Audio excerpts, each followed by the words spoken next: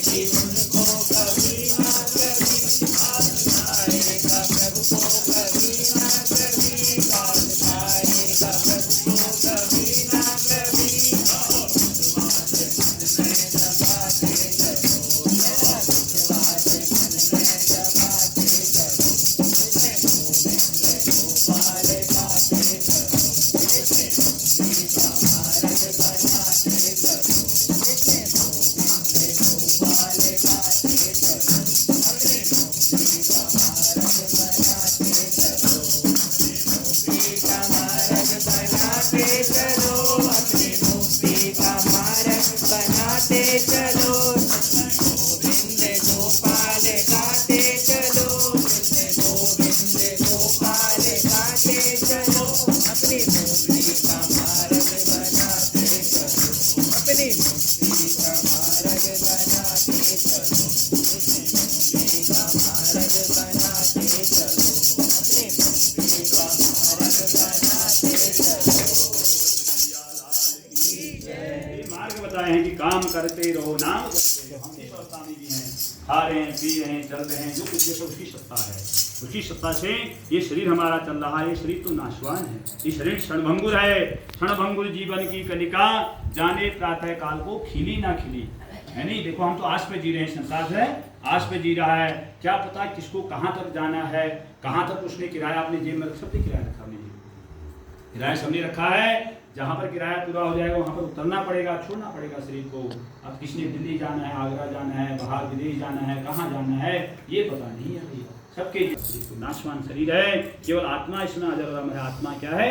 परमात्मा। आत्मा का कभी भी नाश नहीं होता है, केवल शरीर का नाश होता है। शरीर जो है क्षणभंगुर है, 5 तत्वों से बना हुआ शरीर मरने के बाद 5 तत्वों में विलीन हो जाता है। क्षिति जल पाप गगन समीरा, पंच तत्व बन अधम शरीर। अधम शरीर है, पूर्ण शरीर है ही नहीं। अगर पूर्ण होता तो हमेशा हमारे साथ, केवल हमारे द्वारा किए गए कर्म हमारे साथ जाते हैं। हमारे द्वारा जो भी हमने सत्कर्म किए हैं, दुष्कर्म किए हैं, वो हमारे साथ जाते हैं और उन्हीं का प्रतिफल हमको भोगना पड़ता है।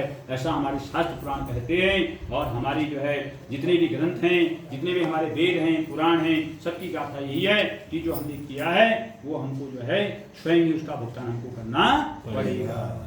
हमारे जो है परिवारजन भी उसके जो है साक्षी नहीं है। बेशक हम स्वार्थवश अपने परिवार के लिए कर रहे हैं, भाग रहे हैं, दौड़ रहे हैं, लेकिन फिर भी कोई उसका साक्षी नहीं है। इसके लिए उदाहरण कौन है? वाल्मीकि। रत्नाकर नाम के डाकू, इतना भयंकर डाकू कि जो कि लोगों को लूट देगी, लोगों की जान ले ले। तो अब जो है संतों ने कहा इसका कल्याण करें, क्योंकि जो संत लोग होते हैं, वृक्ष का बहुनी फल भकै, नदी न संचय नीर, परमारथ के कारण साधन। वृक्ष अपने फल को नहीं खाता है, नदी अपने जल को अपने आप नहीं पीती है, मनुष्य उसका भोग करता है। उसी प्रकार के जो संत लोग हैं, जो महात्मा लोग होते हैं, महात्मा माने महान आत्माएं जो होती हैं, उनका क्या है कि परमार्थ के लिए जो है वो दूसरों के उपकार के लिए जीवन को धारण करते हैं। ऐसा जो है परमात्मा का, ऐसे जो संतों का खेल है। तो ये जो संत लोग होते हैं वो जो है उपकार के लिए जो है इस शरीर को धारण करते हैं। तो इसलिए अब जो है संतों ने देखा कि भाई इसका कल्याण कैसे हो, इसका कल्याण कैसे हो। और फिर जो है कल्याण ऐसे नहीं होता है, कल्याण कोई पूजन के संस्कारों से भी होता है नहीं। और कुछ पूजन के संस्कार अच्छे होंगे। भाई हाथी गजराज क्या था? गजराज कौन से विश्वविद्यालय में पढ़ा था? लेकिन देखो जब भगवान, जब उसने देखा कि अब मेरे को सारा जो है वो त्रिकूट नाम के पर्वत में रहता था, जब कहीं जल नहीं मिला, जब जल की तलाश में बड़ा परेशान हो गया, अपने परिवार से किसी तालाब में गया तो वहाँ जो है इतना मस्त हो गया कि जल तो उसने पिया ही और अपने आप बड़ा मस्त हो गया उसके लिए, उसको वहाँ जो है जल में। और जब देखा कि और स्नेह स्नेह वहाँ जो एक मगर था, मगर जो है हू नाम का गंधर्व था, पहले जब मैं श्राप से जो है मगर बन गया। उसने जब पाँव पकड़ा और पाँव जो है पानी के अंदर जो है किसी भी चाहे कोई भी जीव हो उसका जो वजन जो है चौथाई हो जाता है, चौथाई से भी कम हो जाता है। और खींचता ले गया, खींचता ले गया। पहले तो उसने कहा मगर मेरा क्या बिगाड़ेगा, बड़े बड़े जो शेरों को मैंने पलायन किया है, बड़े बड़े शेरों को मैंने पलायन किया है, मेरा क्या बिगाड़ लेगा। क्योंकि अहंकार था, अपने बल पे अहंकार था। क्योंकि यहाँ तो शेर के 1.25 शेर हैं, है नहीं, अहंकार था। और जब देखा कि मेरी बस की बात नहीं है तो अपने परिवारजनों से कहा तुम ही मेरे को खींचो। अब सारा परिवार लग गया, सारा परिवार लग गया, लेकिन उसको कोई भी खींच नहीं पाया। जकड़ता रहा, जाता रहा। तो सारा परिवार ने देखा कि अभी तो जा रहा है, हम इसके पीछे क्यों जाएं, क्योंकि संसार का खेल ऐसा है, कोई किसी के साथ नहीं जाता है। जो आया है वो अकेला आया है, अपने कर्मों से आया है, अकेले इसको जाना है, ये सत्य समझ लो। तो जो है जब चले गया और जब वहां से जब सारा परिवार चले गया तो उसको ध्यान आया कि वास्तव में देखो, जब मेरे पे बल था, जब मेरे पे ताकत थी, सब मेरी थे, और जब मेरा जो है जब मैं इससे हीन हुआ तो सारा परिवार उसको स्नेह करके छोड़ करके चले गया है। अब मेरा कोई नहीं है, तो मेरा कौन है? वो परमपिता परमेश्वर। तो उन्होंने किसी देवता का नाम नहीं लिया। तो भगवान ने सोचा, लक्ष्मी नारायण भगवान जो नारायण हैं, उन्होंने सोचा किसी का नाम तो मेरा नाम है। तो भगवान जो है गरुड़ पर आरूढ़ होकर के आए हैं, और भगवान ने कहा कि जो मेरे भक्त के पांव पकड़ लेता है, पहले मैं उसका उद्धार करता हूं। तो भगवान ने पहले किसका उद्धार किया? उस मगर का, उस ग्रह का उद्धार किया, उसका सिर काटा, और तब जाके उसका पांव छूटा, तो उसका भी दोनों का उद्धार हो गया। तो हु नाम का गंधर्व था। एक बार कोई ऋषि जो है तपस्या कर रहे थे, और जो है तपस्या करके जो है, जब वो देवल ऋषि थे, कोई देवल ऋषि तो तपस्या कर रहे थे, उसमें उन्होंने जल समाधि ली थी। तो इतने में जो हु नामक गंधर्व था, उसने उनका पांव पकड़ा और खींचते नीचे को ले गया। तो इतने में वो डर गए और चिल्लाए, बचाओ बचाओ कहने लगे वो देवल ऋषि। जब बचाओ बचाओ की आवाज आई तो देखा कि, और तब तक वो हंसने लग गया। अरे महाराज आप डर गए क्या?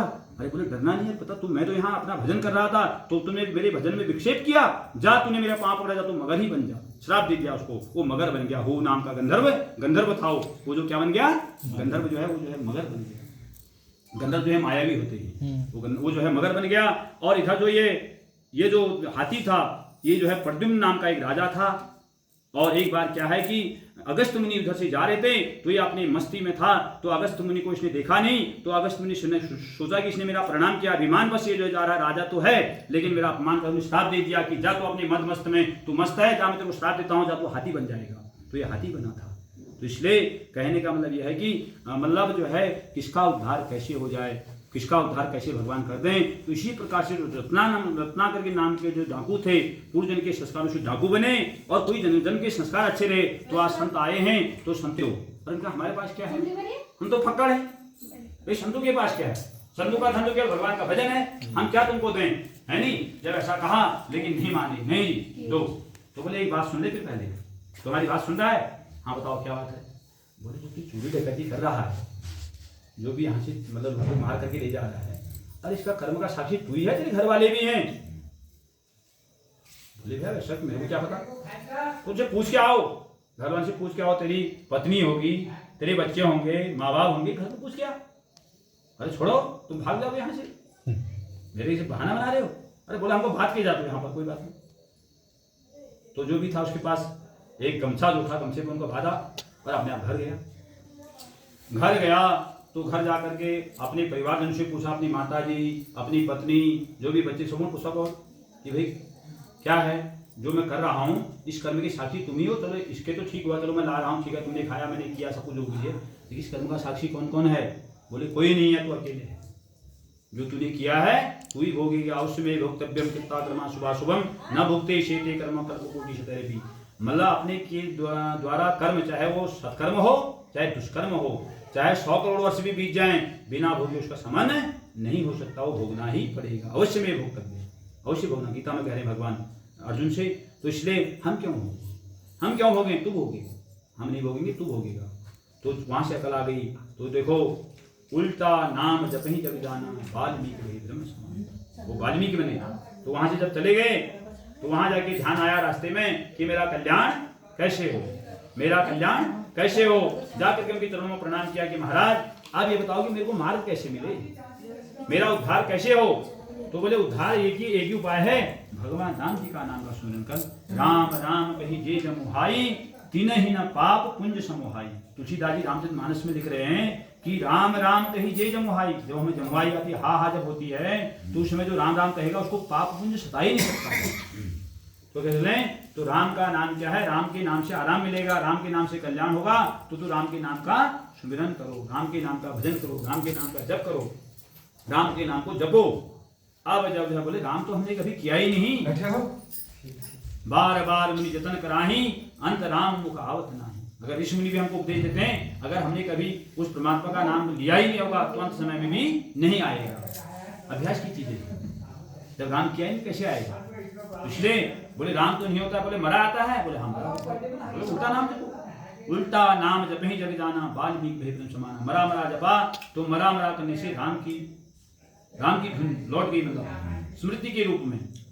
कब लौटी कि जब वाल्मीकि उस पुरुष पे क्या लग गया, रत्नाकर नाम की नाम को वाल्मीकि लग गई, जहाँ दीमक मिट्टी का जाला हम बेच बने है नी, ये जब मिट्टी लग गई बिल्कुल जो है ध्रुकुटी मिट्टी लग गई, तो तब जब उनका नाम पड़ा वाल्मीकि, क्योंकि वाल्मीकि मिट्टी लगी से वाल्मीकि कहलाए। तब ज्ञान हुआ कि वास्तव में देखो कैसा भगवान का स्वरूप, भगवान का जन्म तो कितने वर्षों बाद हुआ, लेकिन भगवान के बारे में सब कुछ लिख दिया कि भगवान ऐसे ही होंगे। तो जब वाल्मीकि जी के आश्रम में भगवान पहुंचे हैं, राम जी अपने वहां पहुंचे हैं, तो वहां पर जा करके वाल्मीकि जी सोच रहे हैं क्या वास्तव में जैसे मैंने लिखा क्या भगवान वैसे ही होंगे, क्या भगवान का स्वरूप ऐसे, क्या भगवान सरस और सरल ऐसे ही होंगे परमात्मा। जब देखा कि परमात्मा का वास्तव में ये स्वरूप ऐसा ही है, तो वहां पर जाकर के भगवान को प्रणाम किया। भगवान ने वाल्मीकि जी को प्रणाम किया, और उन्हें तो क्यों भगवान थे, जगदाधार थे, उन्होंने इसलिए प्रणाम किया, और वाल्मीकि ऋषि थे तो उन्होंने इसलिए प्रणाम किया।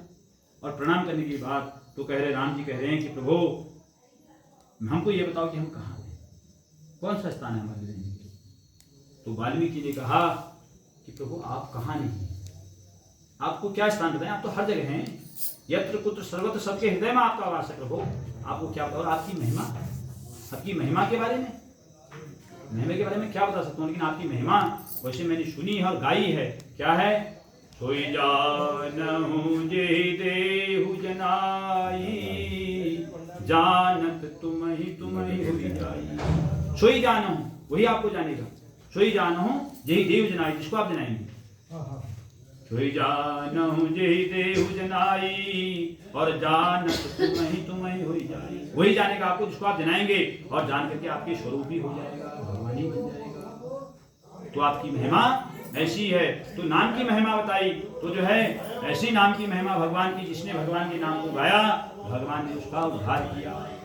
तो रत्नाकर नाम के डाकू जैसे बेशक उन्होंने वो किया, लेकिन जो है पूजन के उसके पूजन के संस्कारों से कहीं जो है अगर कल्याण होने का समय आया तो जो है देखो, और उधर देखो, उधर रामचरितमानस में लिख रहे हैं, पाई न के ही गति पतित पावन राम भजे सुनु सठ मना, गणिका अजा में लगी व्याध, यही विधि सब तारे घना। पाई न के ही गति, किसने गति नहीं पाई। तुलसीदास जी अपने मन को समझा रहे हैं, अरे मन किसने गति नहीं पाई, जिसने उस जो है पतित पावन नाम को जपा, पतित पावन नाम को जिसने जपा वो किसने गति नहीं पाई। कौन है, गीध हैं, गणिका हैं, अजामिल हैं, व्याध हैं, किरात हैं, जमात हैं, सबको भगवान ने घने रूप बता दिया, छोटे रूप में थोड़ी घने रूप बता रहा है। तो इसलिए भगवान के नाम पे इतनी बड़ी शक्ति है, भगवान के नाम पे बहुत बड़ी शक्ति है। भगवान का नाम चाहे हम जो है जानबूझ करके करें तब भी उसमें शक्ति है, अगर अनजाने में भी जब नहीं तब भी उसमें शक्ति ही है।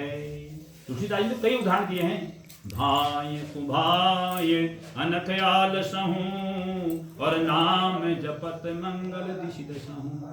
भाई से, भाव से, कुभाव से, आलस्य से, प्रमाद से, क्रोध से भी जो भगवान का भजन करता है तो भगवान ने उसका भी कल्याण किया है। क्योंकि जो आसुरी माया है, जो आसुरी प्रवृत्ति के जो लोग हैं, उन्होंने भगवान के साथ क्रोध से ही भगवान का नाम जपा है, पर भगवान ने उनका कल्याण किया। रावण क्या था, लेकिन रावण को भगवान ने मारा क्या, रावण का उद्धार किया भगवान ने। जो भगवान के हाथों से मरेगा क्या क्या वो भगवान के थान तो नहीं जाएगा, भगवान के बाण से जो मर जाए तो साक्षात भगवान। और वो क्या कहते हैं आपका पूतना, क्या पूतना जैसी है नी, जो कि इनको जहर पिलाने के लिए गई। और पहले जन्म में जो है राजा बलि की बहन, वो उसने वायदा क्या था कि अगर मतलब मैं अगर इस समय में इसको अपना स्तन पान कराती, इसको दूध पिलाती, कितना सौभाग्य होता उसके सुंदर स्वरूप को देख करके। लेकिन जब छल दिया राजा बलि को तो उसको क्रोध आ गया कि मैं इसको जहर पिलाती, तो भगवान ने कहा दोनों मेरे को जो स्वीकार है, मैं तेरा दूध जरूर पीऊंगा। तो आज जो है पहला खिलौना भेजी थी किसने, कंस ने, कि जाओ तुम वहाँ होके आओ। तो उनका मौसी आओ, ठीक है, अच्छी बात, आपको स्वागत है। तो जब उसको उनका स्तन जो है मतलब दूध मुहा बच्चा जो है, छोटा सा बच्चा बताओ, तो उन्होंने जब उनका दूध पिया और जो है जब ले गई आकाश मार्ग को, जो है उड़ने लगी पूतना, तो वहां पर जाकर के जो है छोड़ो छोड़ो, जब उसके जो है प्राण पंखेरु उड़ने लग गए, क्योंकि खून चूस दिया भगवान ने उसका। तो बोले मौसी पहले पकड़ता नहीं हूँ, और जिसको पकड़ता हूँ उसको छोड़ता भी नहीं हूँ। पहले तो मैं पकड़ता नहीं हूँ, और जिसको पकड़ता हूँ तो उसको छोड़ता भी नहीं हूँ। तो जो है उसको जो है जब वो नीचे गिरी तो उसका विशाल रूप जब देखा कि कितना वहाँ कितना नुकसान हो गया, वहाँ ब्रज में, यानी गोकुल में बहुत बड़ा हो देखा। तो जो है भगवान की महिमा अपार है। तो नारायण जो है कहने का मतलब यह है कि सत्य कहने को केवल नारायण है, बाकी यहाँ जो कुछ भी है चलायमान है, संसार को चलाने के लिए है। तो ठीक है, हम सांसारिक जीव हैं तो हम उससे तो विरक्त तो नहीं हो सकते हैं, लेकिन उस परमात्मा को भूलें नहीं। एक किन प्रकार है, हर घड़ी में कह हनुमंत विपत्ति को सोई, जब तब सुमिरन भजन न हो। हनुमान जी कह रहे हो विपत्ति की घड़ी है, जिस घड़ी में हम भगवान का सुमिरन ना कर रहे हों, और जिस घड़ी में कर रहे हैं वही भगवान का जो है सुख का समय है, हमारे सुख का समय है, हमारे सुख का समय है। नहीं तो सब दुखी दुख है, भगवान का नाम नहीं है तो सब दुखी दुख है। तो जो है आइए कथा में प्रवेश करें। यत्रैव गंगा यमुना त्रिवेणी गोदावरी सिंधु सरस्वती च सर्वाणि तीर्थानि वसन्ति तत्र यत्र चितो द्वारिकथा प्रसंगो। तो एक समय की बात है, शौनकादि 88,000 ऋषि मुनि जो कि तपस्वी हैं, महान आत्माएं हैं, भगवान का भजन कर रहे हैं, पूजन कर रहे हैं, लेकिन उनको ये नहीं सूझा कि हम भगवान का भजन करें कहाँ। सब भगवान क्या है, ब्रह्मा जी की मानसिक सृष्टि है नहीं, ब्रह्मा जी की मानसिक सृष्टि। जितने ऋषि मुनि हुए हम ऋषि मुनि की संतान हैं। किसका भारद्वाज गोत्र है, किसी का कश्यप है, किसका उपमन्यु है, किसका वशिष्ठ है, किसी का गौतम है। तो जो जिस ऋषि मुनि की संतान हुई उसी से जो है उसका वंश जो आगे को चला। जिसका गोत्र जो बना है वो ऋषि मुनि से बना है। और सबसे जो प्राचीन जो गोत्र है वो कश्यप है, क्योंकि कश्यप के जो है देवता, कश्यप के मनुष्य, कश्यप के नाग, कश्यप के गरुड़, कश्यप के राक्षस सब कश्यप मुनि की संतान। तो इसलिए जिसका कोई गोत्र का पता ना चले वो अपना कश्यप गोत्र बताए। ऐसा कहते हैं कि जिसका कोई गोत्र ना हो तो अपना कश्यप गोत्र बता सकता है। तो कश्यप गोत्र सबसे पुराना गोत्र है। तो शौनक जी उनमें सबसे बड़े हैं। शौनक जी क्या हैं, सबसे बड़े ऋषि हैं। तो शौनक जी के मन में यह विचार आया सभी ऋषि मुनियों को मिलकर के कि चलो सभी जहाँ ब्रह्मा जी के पास जाते हैं, हमारे पिताजी। तो सभी जब ब्रह्मा जी के पास गए, सबने उनसे प्रार्थना करी कि महाराज हम जब तब तो करें, लेकिन करें कहाँ पर, कोई स्थान को ऐसा बताओ। तो ब्रह्मा जी ने कहा कि चिंता मत करो ऋषि मुनियों। तो ब्रह्मा जी ने देखो अपनी दिव्य शक्ति से, क्योंकि भगवान क्या है, भगवान सामर्थ्यवान है। भगवान क्या है, सामर्थ्यवान है। हम सामर्थ्यवान नहीं हैं। बेशक हम कीर्ति को करेंगे लेकिन हम सामर्थ्य से नहीं कर सकते। तो भगवान के वो ब्रह्मा जी ने अपनी जो दिव्य शक्ति से क्या किया कि पलक बंद होने में, निमि कहते हैं पलक को, और निमि कहते हैं क्षण मात्र को, और निमि कहते हैं धार को। धार माने किसी चीज की धार। तो जो है उसी समय में उस चक्र को तैयार किया। उसी अंतराल में वो चक्र जिस स्थान पर गया जहां पर उसकी धार रुकी, वो जो है तीर्थ बना। उस तीर्थ का नाम पड़ा नैमिषारण्य। अरण्य माने जंगल और निमिष माने पल में, जो पल में बन गया। जब पलक बंद होने में जो समय लगता है उसने उतने समय में जो बन गया, उस तीर्थ का नाम पड़ा नैमिषारण्य तीर्थ। बोलो नैमिषारण्य तीर्थ की जय। उस नैमिषारण्य तीर्थ में कि बोलो ऋषि मुनियों, यहाँ पर तुम भगवान का जप तप करो, यहाँ पर भगवान की भक्ति करो, यहाँ पर भगवान का पूजन करो। तो पूजन करते करते जब बहुत समय बीत गया तो सूत जी का आगमन हुआ। सूत जी कौन है, व्यास जी के प्रिय शिष्य हैं, मूर्धन्य विद्वान। तो सूत जी जब उधर से गए, बहुत कुमारावस्था में हैं, वही 20-21 साल के, 25 साल के मतलब युवा, बहुत सुंदर जो है स्वरूप है सूत जी का, ज्ञानी पुरुष हैं। सूत जी का जब आगमन हुआ उधर को, और जब शौनकादि ऋषि जो 28,000 ऋषि मुनियों ने देखा, बड़े खुश हो गए, बड़े प्रसन्न हो गए, और सबने उठ करके उनका अभिवादन किया। 28,000 ऋषि मुनि उठे हैं उस स्थल में, और सबने उनको प्रणाम किया, उनका अभिवादन किया। उसके बाद सभी ऋषि मुनि बैठ गए हैं और सूत जी अपने स्थान पर खड़े हैं। तो शौनक जी ने पूछा कि महाराज आपका स्वागत है, आपके लिए हमने आसन यहाँ जो भी वहाँ व्यवस्था होगी, जंगल का स्थान है, जो भी जिस प्रकार की व्यवस्था, आसन तो आसन है, उनको ऊँचा आसन दे करके आपने जो ऊँचा आसन दिया, और महाराज आप यहाँ पधारे। बोले महाराज मैं बैठूंगा तब, पहले आप मेरे प्रश्नों का उत्तर दें, आपने मेरे को प्रणाम किया, मुझे इसमें संदेह होता है। बोले संदेह किस बात का? बोले संदेह इस बात का है महाराज, अरे आपकी उम्र तो बताओ, आपकी जटाजूट, आपकी दाढ़ी बताओ, आपकी दाढ़ी तो पता नहीं कहाँ घिस रही है, कहाँ आपकी जटाजूट जा रहे हैं, आपकी अवस्था पता नहीं कितने हजारों वर्ष आपको हो गए, और आपने मेरे को प्रणाम किया। बोले हाँ महाराज आपको प्रणाम किया। प्रणाम करने के कारण है, क्या कारण है? कोई धन में बड़ा होता है, कोई बल में बड़ा होता है, कोई पद में बड़ा होता है, कोई ज्ञान में बड़ा होता है महाराज। अनेक अनेक प्रकार के जो है नमस्कार करने के तरीके हैं, प्रणाम करने के तरीके हैं। कोई पद में बड़ा है तो उसको प्रणाम करना है। ये अभी मुख्यमंत्री आ गया, या हमारा विधायक आ गया, या कोई हमारे अध्यापक आ गए, हमारे गुरु जी आ गए, या आपने बड़ा है तो उनको प्रणाम करना हो। वो पद है, वो पद है। और बल क्या है, कोई बलवान आदमी आ गया तो उसको भी प्रणाम करना पड़ेगा। उससे डर है भाई, अगर उसको प्रणाम नहीं करेंगे पता नहीं कब हमको जो है कर जाए, हमारा जो है कब मारा निकाल जाए हिसाब किताब, तो उसको भी प्रणाम करना पड़ता है। और जो धनवान होते हैं उनको भी प्रणाम करना पड़ता है, क्या पता हमको उनकी आवश्यकता पड़े, उनकी बात ध्यान ठीक है, उनकी भी पूजा है संसार में। और अंत में कहा कि जो ज्ञानी पुरुष ने महाराज आप महान है करो, आप ज्ञान के कारण ने आपको प्रणाम किया है, व्यास जी के आप शिष्य हैं। अब हमने जान लिया है कि आप जन जन का कल्याण होगा, सबका कल्याण होगा। क्या हम अपना कल्याण के लिए थोड़ी पूछ रहे हैं कि किस प्रकार से सबका कल्याण हो महाराज? ऐसी कोई कथा हमको सुनाइए जिससे सबका कल्याण हो जाए, जिससे सबका कल्याण हो जाए, ऐसा हमको बताइए। तो जो है जब इस प्रकार की उनकी आपस में चर्चाएं हो रही थी तो सूत जी बड़े प्रसन्न हुए कि सूत जी ने कहा कि ऋषिमुनियों सुनो, एक समय की बात है, नारद जी योगी, नारद जी क्या हैं? योगी हैं। तो नारद जी भी अनेकों लोगों में भ्रमण करते हुए जब मृत्यु लोक में आए, मृत्यु लोक माने जहाँ हम लोग निवास करते हैं, जहाँ मनुष्य लोग निवास करते हैं, इसको मृत्यु लोक कहा है। तो इस मृत्यु लोक में जब नारद जी पहुंचे तो नारद जी ने मनुष्य को नाना प्रकार के दुखों से परेशान देखा। नाना योनि समुत्पन्ना नाना क्लेश समन्विता, नाना प्रकार के क्लेश और नाना प्रकार के दुखों से परेशान देखा कि कोई गरीब है, कोई अपनी गरीबी से परेशान है, किसको शरीर का दुख है, कोई अपने शरीर से परेशान है, किसकी संतान नहीं है, कोई संतान के दुख से परेशान है, संतान के दुख से, किसकी संतान है तो कोई उससे परेशान है, और किसी के पास धन है कोई उसी से परेशान है, नाना प्रकार के दुख है। मतलब तो नारद जी के मन में आया कि इनके दुख कैसे दूर हों, कैसे इनको शांति मिले। तो नारद जी कहाँ चले गए? वैकुंठ में चले गए, जहाँ श्री हरि निवास करते हैं, जहाँ सत्यनारायण भगवान निवास करते हैं। और वहां जब पहुंचे हैं उनके पास तो बीना भगवान ने दी थी कि नारद इस बीना को पकड़ो और जन जन में मेरे नाम का उच्चारण करो, भगवान के नाम का उच्चारण करो, इसका गायन करो, और इसमें जो है स्वरों को भर दिया। और नारद जब वहां पहुंचे हैं तो क्या है? भगवान क्या है? भक्त वत्सल हैं। भगवान क्या है? भक्त वत्सल हैं। बस में होते आए भगवान भगत के बस में, भक्त ने डाला ऐसा फंदा, आप बने प्रभु हरि नाई नंदा, है नहीं? प्रेम से चरण दबाए भगवान भगत के बस में होते आए। तो जब देखा कि नारद जी यहाँ आए हैं तो उस समय जो है सत्यनारायण भगवान भी अपने इष्ट देवता के ध्यान में थे, वो भी ध्यान में थे, ध्यानावस्थित थे।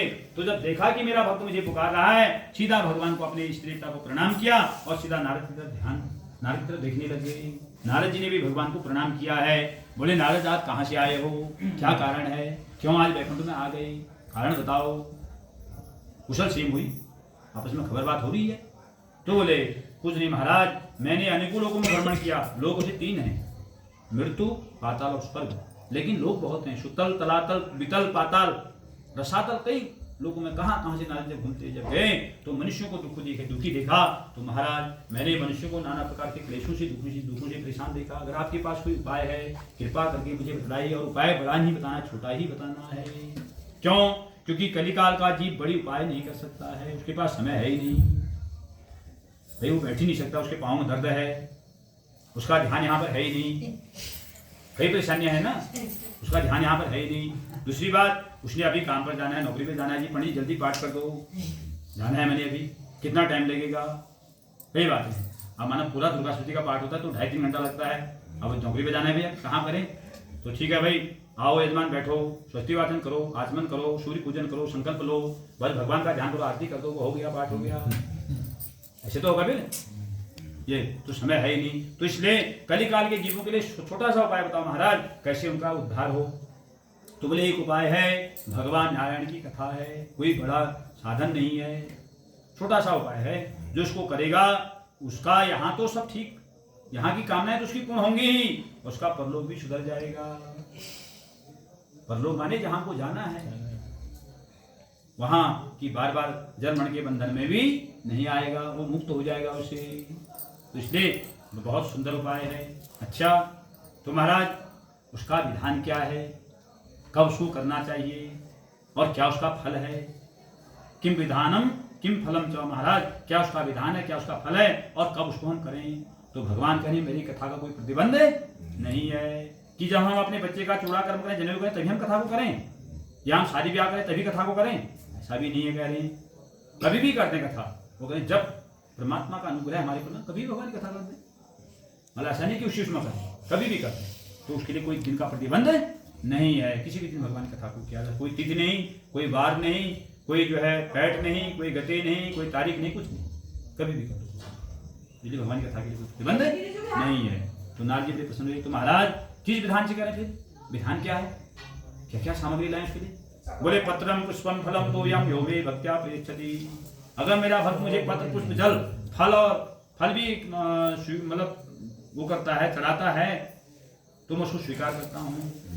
एक छोटा और दे दो। अगर मेरे कोई शिष्य मेरी पूजा कर ले तो मैं उसको स्वीकार करता हूँ, अपने भक्त का कल्याण करता हूँ, अंगीकार करता हूँ, उसको अंगीकार करता हूँ, पूजा को स्वीकार करता हूँ। एक छोटा पार्वती दे, ठीक होगा। तो उसके बाद नारद जी की ऐसी बातें सूत जी को भी सुना रहे हैं, इसी कथा को सूत जी सुनका दी 28,000 ऋषि मुनि को भी सुना रहे हैं। और कहने के बाद क्या है, देखो भगवान की कथा का श्रवण करने के बाद हम जो है चरणामृत प्रसाद अवश्य लें। चरणामृत प्रसाद क्या है, चरणामृत क्या है, अकाल मृत्यु भैरणम सर्वव्याधि विनाशनम विष्णु पादोदकम पीत्वा पुनर्जन्म न विद्यते। मंत्र कह रहा है कि अकाल मृत्यु भैरणम, अकाल मृत्यु को हरने वाला भय क्या है, मृत्यु, सबसे बड़ा भय क्या है हमको, मृत्यु का है कि हम मर नहीं जाएंगे। अरे मरना तो है, फिर डरना क्या है, जब मरना है तो डरना क्या है, अब कोई उसको रोक भी नहीं सकता है। तो जो अकाल मृत्यु है उसको भी जो है टालने वाला है और सभी भयों का नाशक है, सभी दुखों का नाशक है। तो जो इसको लेगा, जो चरणामृत को ग्रहण करेगा, उसको बार बार जन्म मरण के बंधन में नहीं आना पड़ेगा। पुनरपि जननम पुनरपि मरणम पुनरपि जननी जठरे शयनम यहु संसारे खलु दुस्तारे कृपया पारे पाहि मुरारे भज गोविंदम गोविंदम भज मूढ़मते। पुनरपि जन्म, बार बार जन्म लेना, बार बार मरण होना और बार बार माँ के गर्भ में आना बहुत बड़ा कष्ट है, दुख है। सबसे बड़ा कष्ट कहाँ है, माँ के गर्भ में। जब कोई शिशु जो है माँ के गर्भ में पलता है तो वहाँ उत्तानपाद होता है। उत्तानपाद किसको कहते हैं, सिर नीचे पाँव ऊपर। तो बताओ यार, अगर हमें दशा ऐसी कही जा रही है, हमारा समय आँख निकल जाए बिहार, माने इस समय हमको लटका दिया जाए तो हम बच सकते हैं, लेकिन वहाँ माँ के गर्भ में ऐसे जी रहा है, बताओ जीव है नहीं, सिर नीचे पाँव ऊपर, उत्तानपाद माने उल्टा ये, तो वहाँ जो जी रहा है, लेकिन 7वें महीने से वहाँ गर्भ में ज्ञान हो रहा है। प्रभु अगर मैं बंधन से छूट जाऊंगा तो कभी भी तुमको भूलूंगा नहीं, हमेशा तुम्हारा भजन करूंगा। जो गर्भ का इकरार था तुझे याद हो के न याद हो, जो गर्भ का इकरार था तुझे याद हो के न याद हो, उल्टे बदन से लटकना फिर 1,84 भटकना, फिर सोच कर सिर पटकना, तुझे याद हो के न याद हो, उस बात का बिसरावना। कौन सी बात, जो हमने गर्भ में वायदा किया, उस बात का बिसरावना, दुनिया की मौज लुटावना, ब्रह्मानंद फिर दुख पावना, तुझे याद हो कि न याद हो। 4 जगह वैराग्य बताया है। पहला क्या है, माँ का गर्भ है, और दूसरा वैराग्य क्या है, संसान है, तीसरा वैराग्य क्या है, दुख है, चौथा वैराग्य है सत्संग। 4 जगह वैराग्य बताया है कि उसमें मनुष्य को वैराग्य होता है कि वास्तव में सत्य यही है, सत्य यही और कुछ भी सत्य नहीं है संसार में। लेकिन फिर जो है माया, माया माने भगवान की जो माया है, माया कैसी है, माया महाठगी। माया के वशीभूत होकर के हम क्या हो जाते हैं, फिर उस माया के वश में आते हैं और उसके चंगुल में पड़ जाते हैं। माँ माने नहीं, या माने जो, जो है ही नहीं उसका नाम है माया। माया है भगवान की, हमारी माया कुछ भी नहीं है। तो इसलिए तो कह रहे हैं कि अकाल मृत्यु भरणम सर्व व्याधि विनाशनम विष्णु पादोदकम पीत्वा पुनर्जन्म न विद्यते। बार बार जन्म के बंधन से अगर बचना है तो इसलिए भगवान का भजन करना है। तो इसलिए जो इस टूर्नामेंट को ग्रहण करेगा, भगवान की कथा को ग्रहण करेगा, उसको बार बार जन्म के बंधन में भी नहीं आना पड़ेगा, उसको मोक्ष की प्राप्ति हो जाएगी, उसका बार बार जन्म नहीं होगा, भगवान के पद को, अव्यय पद को पालेगा। तो ऐसी जो है भगवान उसकी बात कह रहे हैं कि रात्रि में भी नृत्य गीतादिकम करे, रात को नृत्य करें, गीत करें, भगवान के भजन गाएं, लेकिन भगवान के ही भजन गाएं और भजन ना गाएं करें जिसमें भगवान का नाम हो। इस प्रकार से जो करेगा तो उसकी कामनाएं सब पूर्ण होंगी और यह जो उसका मनुष्य तन है ये तो सुधर ही जाएगा, यहाँ तो कल्याण होगा ही। और उसका जो है अगला जो जहाँ उसको जाना है, जब यहाँ से परलोक को जाता है, जिस लोक में भी जा रहा है तो वो भी उसका जो है क्या है, वो मार्ग उसका पाथे हो जाएगा, उसका कल्याण हो जाएगा। तो ऐसी भगवान की कथा के बारे में भगवान भी बता रहे हैं नारद जी को और सूत जी भी 28,000 ऋषि मुनि को बता रहे हैं। ओम जय जय श्री देवाखंडे सत्यनारायण व्रत कथायां प्रथमो सोपान श्री सत्यनारायण देवतार्पणमस्तु। श्री कृष्ण गोविंद हरे मुरारी हे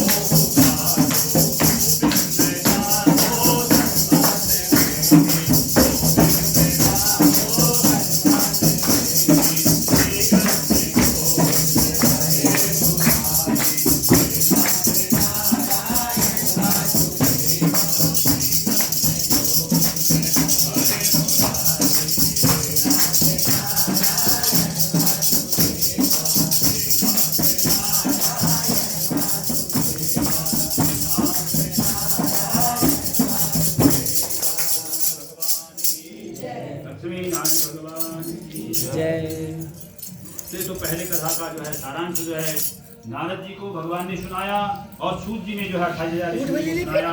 दूसरे अध्याय में सूत जी कहने की ऋषि मुनियों सुनो, कथा इतनी नहीं है, कथा ये है कि भाई किसी ने इस कथा को किया भी है। प्रश्न किया शौनक जी ने सूत जी से कि महाराज हम आपके मुखारबिंद से सुनना चाहते हैं, कोई ऐसे महान पुरुष हैं इन्होंने इस कथा को किया, उनका कल्याण हुआ। बोले हाँ किया है। बोले काशी नगरी में एक सदानंद नाम के ब्राह्मण रहते थे। सदानंद नाम के ब्राह्मण, सदानंद जिन्होंने भगवान का पूजन करके, भगवान की भक्ति भजन करके अपने हृदय में अपने द्वारा जो है भगवान का भजन करके जो है आनंद पाया, वो क्या है? सदानंद है। सदानंद नाम के ब्राह्मण रोज भगवान का पूजन करते हैं, अपना जो है नित्य कर्म करते हैं, भगवान का भजन करते हैं, तो लेकिन क्या है? गरीब है। क्या है? गरीब हैं, दरिद्र नहीं बल्कि गरीब है। तो गरीब तो जो है रोज भिक्षा प्रति जो भी अन्न प्राप्त होता है लाते हैं अपने घर में और उससे अपने परिवार का पालन पोषण। तो भगवान ने देखा, भगवान ने विचार किया कि मैं अपने भक्त का कल्याण, मेरा भजन, मेरा भक्त है। तो भगवान ने फिर ब्राह्मण का रूप धारण किया और रास्ते में आ गए। कहाँ पर? कि जिधर को जिस रास्ते में ये सदानंद नाम के ब्राह्मण जाए, दोनों को आपस में भेंट हुई, कुशल क्षेम हुई कि महाराज आप कौन हैं, क्या हैं, परिचय हुआ। तो सदानंद नाम के ब्राह्मण ने तो अपना परिचय दिया कि मैं सदानंद नाम का ब्राह्मण हूँ। तो उनसे पूछा तुम कौन हो? तो मैं भी ब्राह्मण हूँ, मेरा नाम यह है। अपना नाम ऐसा कोई व्याख्यान तो आपको नहीं आया है, लेकिन कहा मैं भी ब्राह्मण हूँ। आपस में बात हो रही थी। तो इतने में जो वृद्ध ब्राह्मण है, जो भगवान सत्यनारायण हैं, उनने पूछा कि भगवान की तेज के आगे और भगवान के आगे जो आ जाए, तो भगवान जो बोलने लग जाए तो कल्याण हमारा हो जाए। पहले तो भगवान मिलना मुश्किल है, अगर मिल गए तो उनको पहचानना बड़ा मुश्किल है। देखो कारण बसात पहले मनुष्य जन्म मिलना मुश्किल है। अगर कोई पूजन के संस्कारों से हमें मनुष्य जन्म मिल गया तो इसमें भगवान की भक्ति नहीं मिल सकती। अगर मिल गई तो उसको कर पाना मुश्किल है, और उसको हमने कर भी दिया तो उसको अपने जीवन में उतार पाना मुश्किल है। अगर उतार दिया तो फिर कल्याण ही, उतार दिया अपने जीवन में तब कल्याण। तो इसलिए अब जब देखा तो भगवान का, तो भगवान की महिमा भगवान ही जाने। तो भगवान ने कहा कि भाई ब्राह्मण देवता, अरे सदानंद तुम्हारी दशा को देख के मुझे तुम्हें दया आती है। तो दया का नाम जब सुना, या देवी सर्वभूतेषु दया रूपेण संस्थिता नमस्तस्यै नमस्तस्यै नमस्तस्यै नमो नमः। दया रूप में भी मां भगवती है, जब दया करती है तो अपने जो है अपने पुत्रों का, अपने जो है परिवार, मतलब अपने जो है जो भी उसके सब उनके संतान को अपनी संतान का कल्याण करती है। पुत्रो जायेत क्वचिदपि कुमाता न भवति। पुत्र तो पुत्र होता, माता कभी कुमाता नहीं होती है। इसलिए अब जब देखा कि भाई इसका मैंने कल्याण करना है, सदानंद के ब्राह्मण, तो ये ऐसा है, तो तुम्हारी दशा को देख करके मुझे दया आती है। दया आती है आपको, दया तो महाराज मेरा उद्धार कैसे होगा? मेरा जो है हित करो, जैसे मेरा हित हो वो पाया कीजिए। यही भी होई हित मोरा, जिस प्रकार से मेरा हित हो वो पाया कीजिए, जिससे मेरा कल्याण हो। बोले कल्याण एक ही है, आप नारायण की कथा करें, नारायण की कथा करें, नारायण की पूजा करें, उससे आपका कल्याण होगा, आपकी गरीबी दूर हो जाएगी। तो सदानंद नाम के ब्राह्मण आज भिक्षा किसी घर में पहुंचे, प्रातः काल उठे, ब्राह्ममुहूर्त समय में उन्होंने अपना स्नान इत्यादि किया, संध्या वंदन किया, भगवान का पूजन किया और वहां पर संकल्प लिया कि सत्यनारायण स्वामी आज की भिक्षा प्रीति से जो भी मुझे अन्न धन प्राप्त होगा उसे मैं तुम्हारी कथा को करूंगा।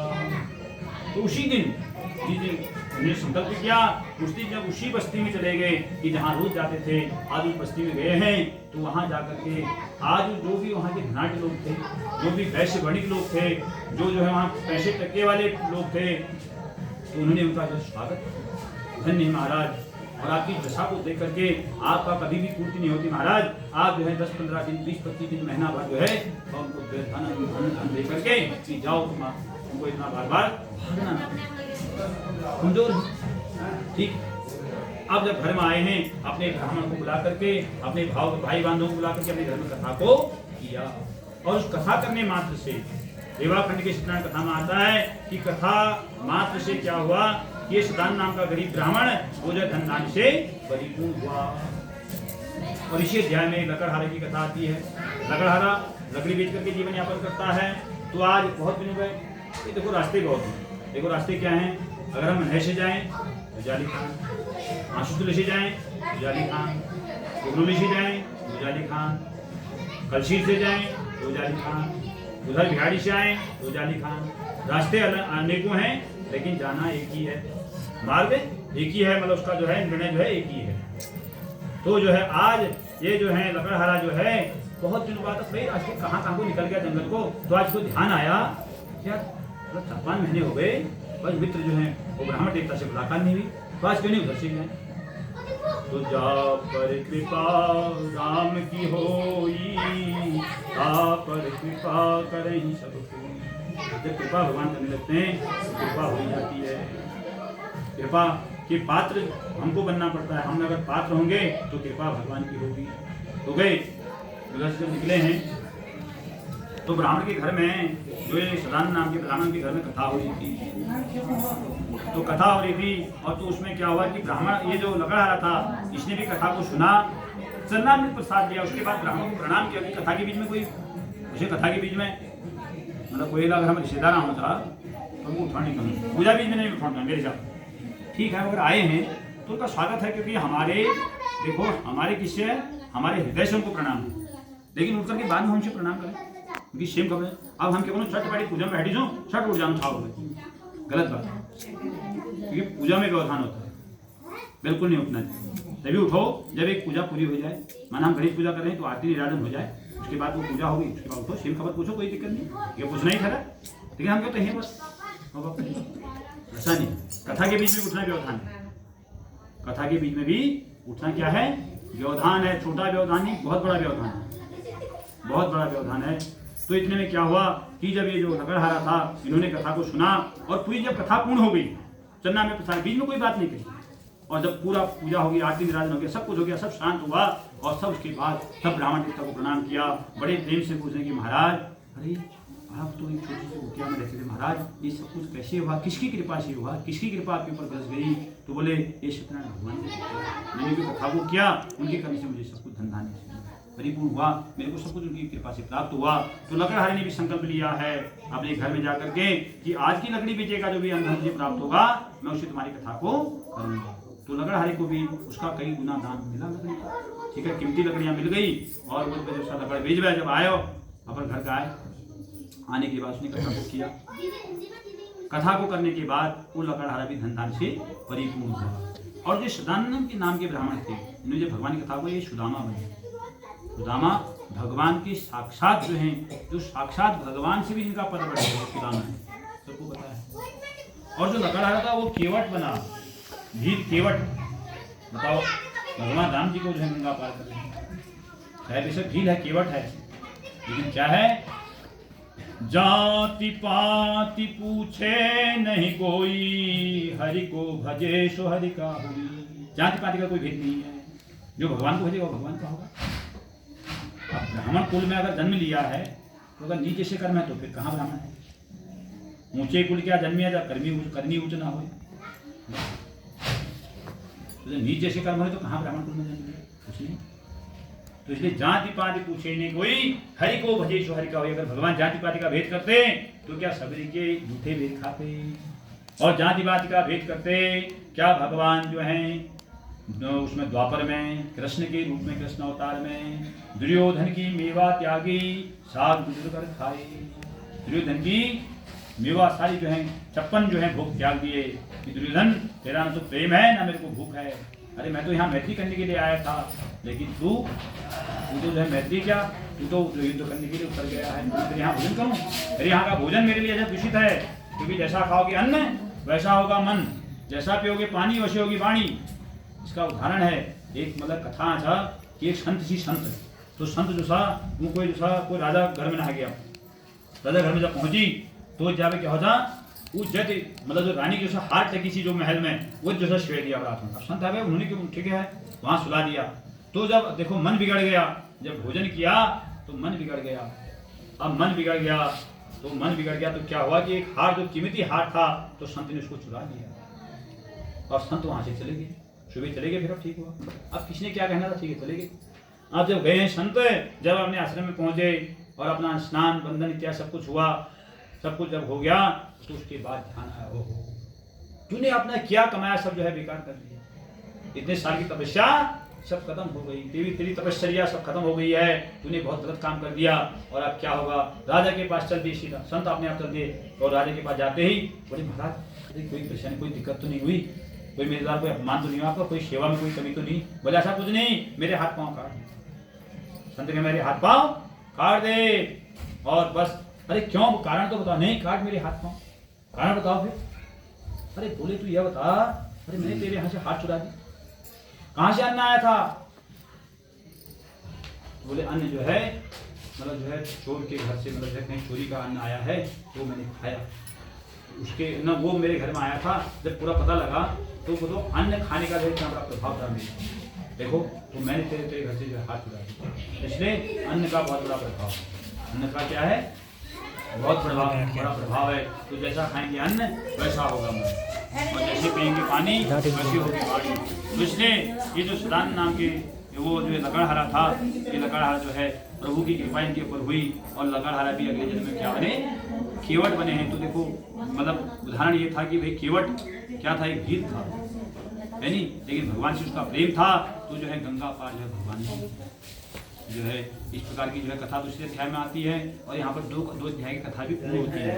ओम जय जय श्री खंडे सत्यनारायण मत कथायाम द्वितीयो सोपान श्री सत्यनारायण देवतार्पणमस्तु। तो तृतीय अध्याय में कथा सुनाए कि उल्कामुख नाम के राजा हुए, उल्कामुख नाम के राजा हुए तो उनको भी भगवत प्राप्ति हुई। अब कैसे हुई और उन्हें क्या किया।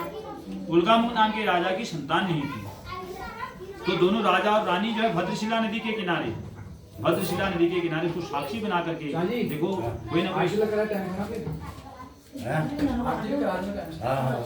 उनको साक्षी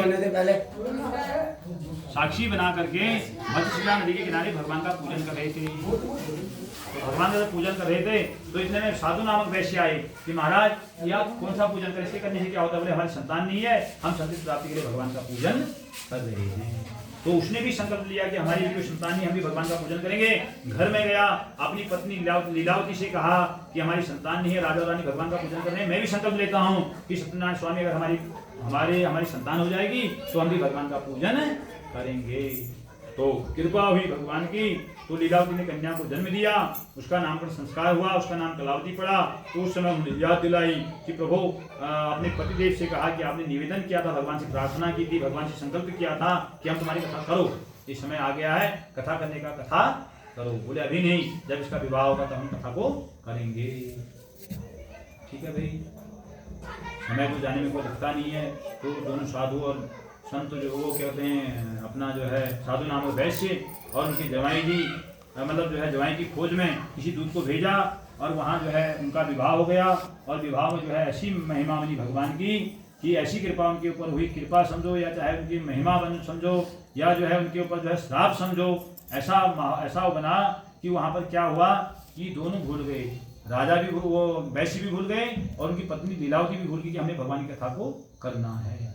और जब विवाह हो गया तो चलो हम व्यापार के लिए चल दिए दोनों ससुर और ज्वाई। चंद्रकेत नाम के राजा हैं सारपुरी नगरी में, वहां जाकर के भगवान की माया बनी, भगवान की माया के ही चोर और भगवान की माया के ही सिपाही।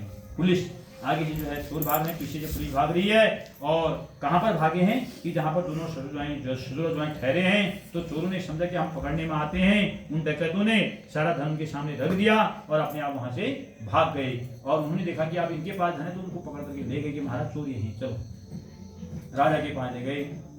बोले इन्होंने तुम्हारा धन चुराया है, तो बोले इनको जेल में बंद कर दो। जेल में बंद कर दिया। अब वहाँ दोनों सोच रहे हैं हमने कोई ऐसा प्राप्त किया, ना तो हमने चोरी की, ना कुछ क्या ऐसा क्या हुआ हमारे साथ, पर करें क्या। आप अगर बोलते हैं तो रात दंड मिलता है, मार पड़ती है, पता नहीं क्या सजा मिलती है, छोड़ो कुछ नहीं। और अपने घर में जो भी धन था उसको भी चोर चुरा करके ले गए। लीलावती कलावती भूखों मरने लग गई। उसके बाद कलावती ने कहा कि माँ मैं तो भूखी नहीं रहूंगी, चाहे मुझे भीख मांगनी पड़े। कितना समझा भी मान लेकिन नहीं मानी। आज कलावती जो शहर में गई है, किसी ब्राह्मण देवता के घर में कथा हो रही थी, कथा को सुना, चना में प्रसाद लिया, घर में को लौटी, अंधेरा हो गया था। माँ ने डांटा फटकारा, बेटी इतनी रात में कहाँ से आ रही हो। बोले माँ मैंने अमुक अमुक नाम के ब्राह्मण के घर में कथा सुनी और कथा सुनने के बाद चना में प्रसाद लिया, तुम्हारे प्रसाद लाई हूँ। प्रसाद का नाम लेती माँ को एकदम से याद आ गई कि बेटी तुम्हारे पिताजी ने संकल्प किया था कि जब हमारी संतान हो जाएगी हम भगवान की कथा को करेंगे। उस समय मैंने याद दिलाई, उन्होंने संकल्प को बढ़ा दिया कि जब तुम्हारा विवाह होगा तब हम कथा को करेंगे। उस समय वो भी भूल गए, मैं भी भूल गई, हो ना हो उसी कारण को दुख मिला है। प्रातःकाल अपनी पुत्री को शहर में भेजा, जो भी पूजा की सामग्री मंगाई, ब्राह्मणों को बुलाया और अपने जो है भाई बंधु को बुला करके कथा को किया। कथा करने से उसी रात्रि में चंद्रकीत नाम के राजा को स्वप्न हो गया, जहां दोनों ससुर ज्वाई बंद हैं, कि अगर तूने प्रातःकाल दोनों ससुर ज्वाई को नहीं छोड़ा, तेरे पूरे राज्य को तहस नहस कर दूंगा, नष्ट कर दूंगा। रात भर नींद नहीं आई। तो भगवान का ऐसा हो और प्रलय आ गए। और सुबह सवेरे जब उठा, सवेरे उठा जब तो उठ करके अपने सभासदों से कहा कि भाई इस प्रकार की बात है और दोनों को निकालो, उनका स्वकर्म कराओ, उनके बाल इत्यादि कटवा करके नए वस्त्र पहना के जो भी धन हमने लिया है उसको दुगना करके उनके सर को भेज। तो दोनों को जब वहां से निकाला गया और उनके शहर को भेज दिया। वैसे यहाँ पर 3 अध्याय की कथा पूर्ण होती है, लेकिन कथा के साथ कथा को ले लेते हैं। तो जब वहां पर हुआ तो उसके बाद भगवान दंडी के रूप में आए हैं। दंडी माने दंड धारण करके दंडी स्वामी के रूप में साधु वेश में आए हैं। और पूछा उस साधु से, वैश्य से, अरे वैश्य तुम्हारे नाम में क्या है? नदी के किनारे ठहरे, अरे बोले घमंड से कह रहा है मेरे नाम जो कुछ है, क्या लेना चाह रहा दंडी? मेरे नाम तो लता पता घास फूस भरी हुई है, और क्या है मेरे नाम? कुछ नहीं मेरे नाम, और क्या है मेरे नाम? जो कुछ भी तो लेना चाह रहा है उसको। तो बोले ठीक है, तुम्हारा वचन तुम्हारी सत्य हो, तथास्तु, ठीक है, घास फूसी मिलेगी आपको। तो देखा कि थोड़ी देर में नजर मारी तो घास फूस जो है नजर आई। और क्योंकि जो धन के मद में जो इस प्रकार से पागल बना हुआ था, वहीं पर चक्कर आया, बेहोश हो गया। उसके बाद दंडी स्वामी दूर जाकर के अपना आसन बनाया, आसन दूर कहीं पत्थर में बैठ गए और उनके ज्वाई की सिर्फ समझ गए कोई और नहीं, यही सत्यनारायण स्वामी हैं। जाकर से उनसे प्रार्थना करी। सशंक चक्रम सक्रीट कुंडलम सपीत वस्त्रम सरसीरुहेक्षणम सहार वक्षस्थल कौस्तुभम श्रियम नमामि विष्णु श्रीशाम चतुर्भुजम। भगवान की प्रार्थना, शंख गदा गदा बनमाला से विभूषित भगवान, और आपके कानों में कुंडल शोभायमान, आपका पीठ